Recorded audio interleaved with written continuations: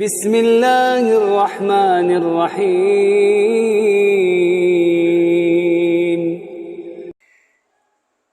Kurban ini, Bapak Ibu yang dirahmati Allah Subhanahu wa taala ya, atau udhiyah ya. Udhiyah ini adalah hewan ya, atau kambing yang disembelih pada hari Idul Adha untuk bertakarrub kepada Allah Subhanahu wa taala ya. Jadi udhiyah atau binatang kurban itu adalah hewan yang disembelih pada hari Idul Adha ya, untuk bertakarrub pada Allah, untuk mendekatkan diri kepada Allah ya. Ya, hewan kurban itu 3 jenisnya: kambing, sapi, unta ya. Kambing itu sejenisnya ya domba ya, termasuk biri-biri ya. Kalau sapi itu padanannya sebagian ulama membolehkan kerbau juga enggak apa-apa sembelih ya. Tapi kalau banteng enggak boleh karena dia bukan hewan ternak, liar dia ini ya. Kemudian unta ya. Jadi kambing, sapi, unta ya. Nah, Bapak Ibu yang dirahmati Allah Subhanahu wa taala, hukum daripada menyembelih ya hewan kurban itu adalah sunnah muakkadah ya, atas setiap keluarga muslim yang mampu ya, yang diberikan kemampuan ya.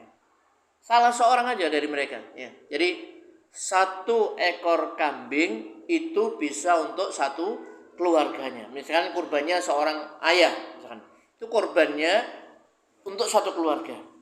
Atau kalau misalkan orang tuanya tidak mampu, anaknya yang berkecukupan, anaknya berkorban untuk 1 keluarga ya, itu sudah bisa ya. Dan hukumnya adalah sunnah muakkadah ya.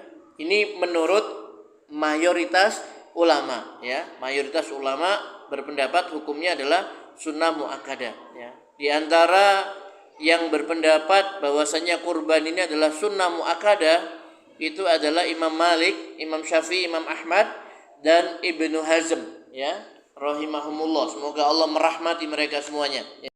Yang mewajibkan itu ada juga Imam Abu Hanifah ya, Imam Abu Hanifah ya, seperti itu. Nah, yang berpendapat bahwasannya kurban itu adalah merupakan sunnah muakkadah itu berdalil ya dengan hadis sahih yang diriwayatkan oleh Imam Al-Baihaqi ya, yaitu dari Abu Mas'ud Al-Ansari radhiyallahu anhu. Beliau mengatakan, sesungguhnya aku sedang tidak akan berkorban. Aku tidak akan berkorban. Padahal aku adalah orang yang berkelapangan, mampu ya.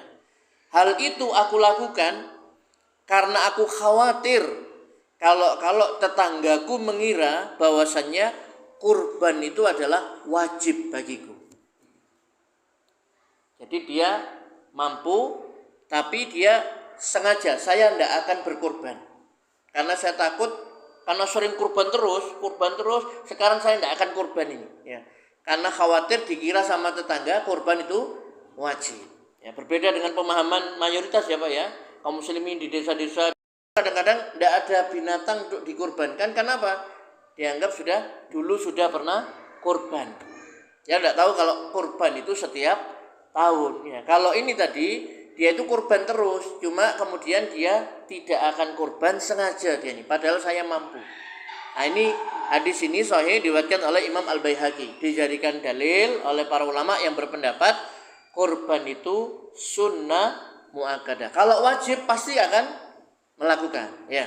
Yang kedua ya, perkataan Abu Sarihah radhiyallahu an, saya melihat ya Abu Bakar dan Umar radhiyallahu anhuma, sedangkan mereka berdua tidak berkurban.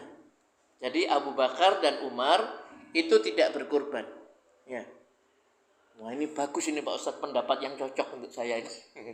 Kalau milih pendapat jangan milih yang enteng-enteng ya Pak ya. Maksudnya milih yang kuat ya, milih yang kuat ya. Tapi ini pendapat yang kuat memang. Menurut jumhur ulama ya. Jadi orang yang mampu dia hukumnya adalah sunnah muakkadah, tidak wajib, tapi sunnah yang sangat ditekankan. Dalilnya salah satunya tadi Abu Bakar, Umar tidak kurban, tapi tujuannya tadi khawatir kalau kurban itu dianggap wajib. Begitu juga dengan sahabat Abu Mas'ud Al-Ansari tadi itu. Dan pernyataan seorang ulama Ibnu Hazm Az-Zahiri rahimahullah, beliau mengatakan tidak ada riwayat sahih dari seorang sahabat pun yang menyatakan bahwasannya kurban itu wajib. Tidak ada satupun riwayat yang sahih. Wah, ini makin mantap saya Pak Ustaz.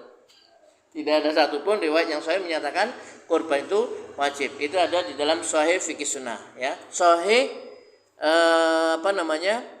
Sahih Fikih Sunnah, ya. Begitu.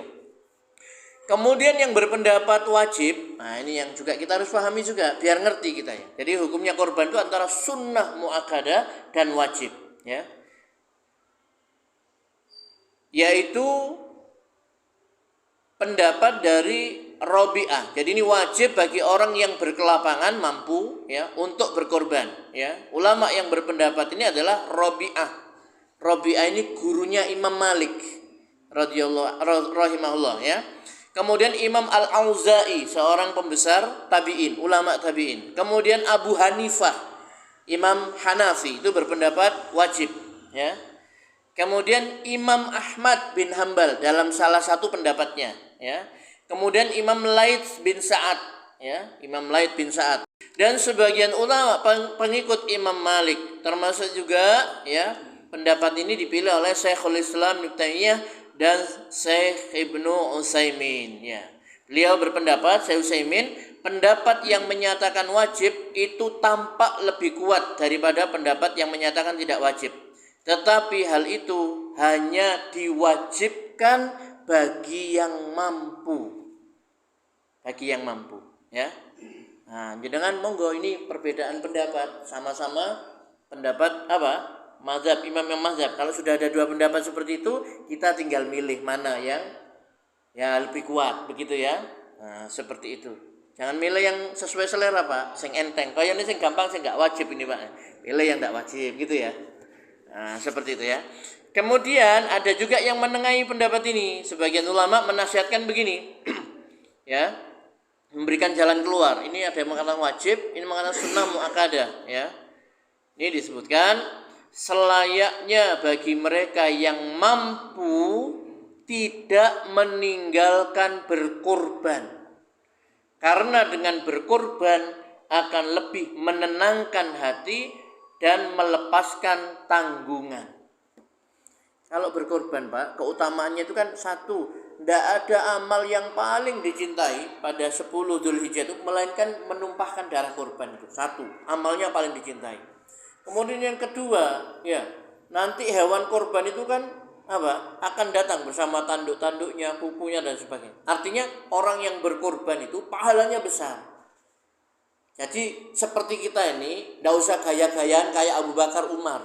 Saya tahun ini saya tidak korban. Oh, dan tidak dikira wajib.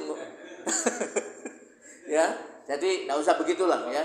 Kalau mereka setiap korban terus kemudian menyengaja tidak korban, ya, seperti itu. Kalau kita kan kebalikannya nanti, ya, mayoritas nanti. Begitu, Pak, ya. Jadi sebenarnya. Nah, dalilnya adalah surat yang dibaca tadi oleh Imam, ya, surat Al-Kautsar. Inna a'tayna kal kautsar. Inna a'tayna kal kautsar. Sesungguhnya kami Allah telah memberikan nikmat yang sangat banyak kepadamu. Fasolli li rabbika, maka dirikanlah solat karena Rabbmu, karena Tuhanmu, wanhar, dan berkurbanlah.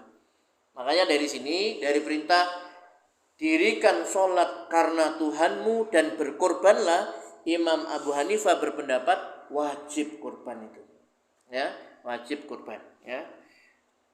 Baik, kemudian dalil yang kedua adalah sabda Nabi Sallallahu Alaihi Wasallam, yaitu dalam hadis yang diriwayatkan oleh Imam Bukhari dan Muslim.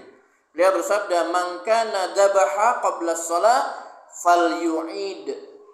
Siapa yang menyembelih sebelum salat, maka hendaklah dia mengulanginya. Tadi korbannya tidak sah. Kalau orang itu korban sebelum salat dia sudah sembelih, Mbu selak kate dimasak kayak mangan-mangan panitia atau apa gitu ya. Nah, itu tidak sah. Maka hendaklah dia mengulangi korbannya tadi itu. Ini hadis riwayat Bukhari dan Muslim. Nah, cara pengambilan dalilnya adalah kok ini wajib. Rasulullah memerintahkan hendaklah dia mengulangi, itu menunjukkan wajibnya korban itu. Ya. Seperti itu cara pengambilan dalilnya para ulama, ya, seperti itu. Kemudian Abu Ayyub Al-Ansari radhiyallahu anhu berkata, adalah pada masa Rasulullah sallallahu alaihi wasallam kaum laki-laki menyembelih seekor kambing untuk dirinya sendiri dan keluarganya. Jadi cukup satu orang menyembelih untuk dirinya dan keluarganya. Ya, jadi tapi kalau mau korban semuanya tidak apa-apa, ibunya mau ya aku tak korban bisa tidak apa-apa. Kalau memang mampu tidak apa-apa. Ya. Anaknya korban, ibunya yang satu bapaknya korban taruh sini, satunya ditaruh di sana panti asuhan, yang satunya di mana lagi. Tidak ada salahnya korban. Ya. Dan tidak harus satu. Dengan mampu misalkan beli 10 ekor sapi misalkan. Korban. Boleh apa enggak? Boleh. Tidak apa-apa, bagus ya.